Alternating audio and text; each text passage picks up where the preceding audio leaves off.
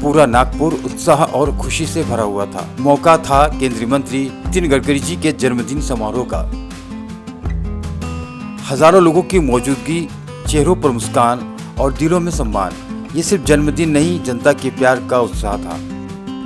समारोह में दिखाई दिया जोश, उत्साह और नागपुर की एकता की ताकत। हर तरफ सिर्फ एक नाम ही गूंज रहा था, नितिन जी गडकरी।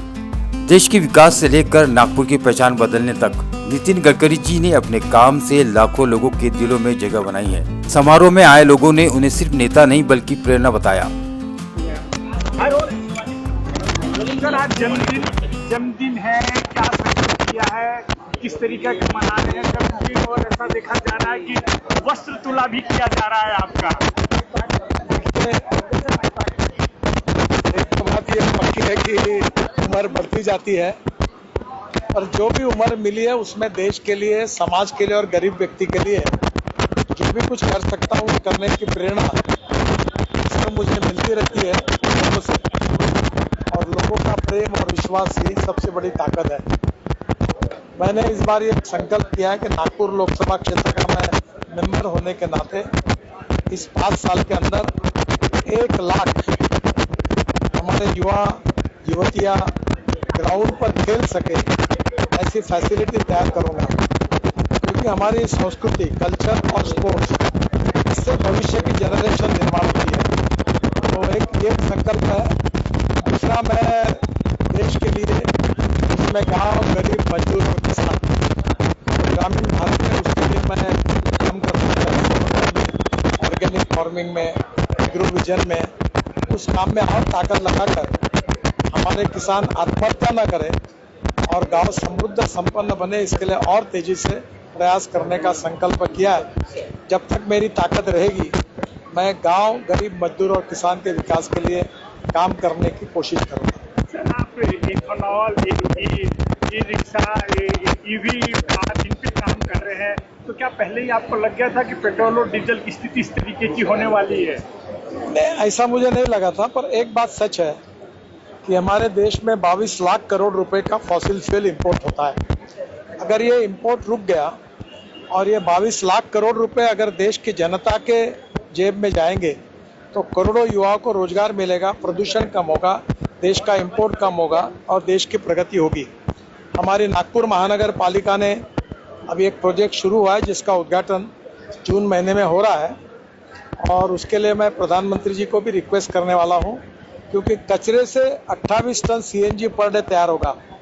पूरे देश के कचरे का अगर उपयोग किया जाएगा तो हमारे देश में हजारों टन सीएनजी महीने में तैयार होगा, तो हमारी उससे जो आज दिक्कत है गैस की, वो कम हो सकती है। अभी 100% इथेनॉल पर चलने वाली गाड़ियाँ, 4 व्हीलर और 2 व्हीलर मार्केट में आ रही है। 4 तारीख को मारुति सुजुकी की गाड़ी भी आ रही है, और मुझे लगता है कि हाइड्रोजन भविष्य का फ्यूल है, उसमें भी हमारे लोग काम कर रहे हैं, और इसमें हम आत्मनिर्भर बनना चाहिए। आत्मनिर्भर अगर बनेंगे तो कभी ये जरूरत नहीं है कि हम किसी के ऊपर डिपेंड नहीं रहेंगे।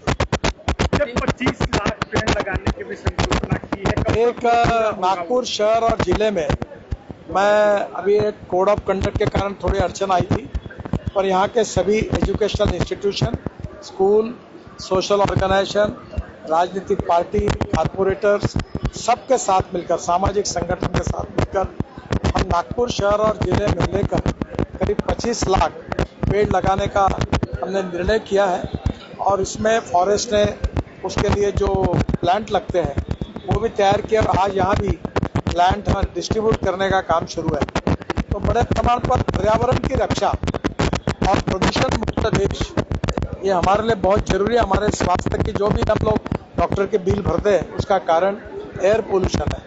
तो धीरे धीरे इन सब बातों को समाज का सहयोग होना, जल संवर्धन में बहुत बड़ी मूवमेंट बनी है।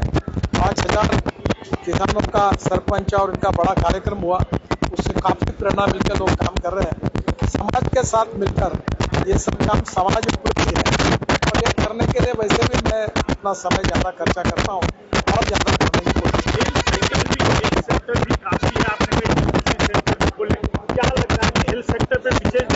जरूरी है। बिल्कुल जरूरी है। अभी 1200 रुपये में हिमालय मिलता है, 600 रुपये में सिटी स्कैन होता है, 200 रुपये में सब पैथोलॉजी की टेस्ट होती है, 100 रुपये में एक्सरे मिलता है। 500 रुपये में डायलिसिस होता है। और ऐसे पहले नागपुर में है, और नागपुर में एक सेंटर, एक अमरावती में, एक वाशिम में और एक भंडारा में, इसका भी प्रोसेस में है।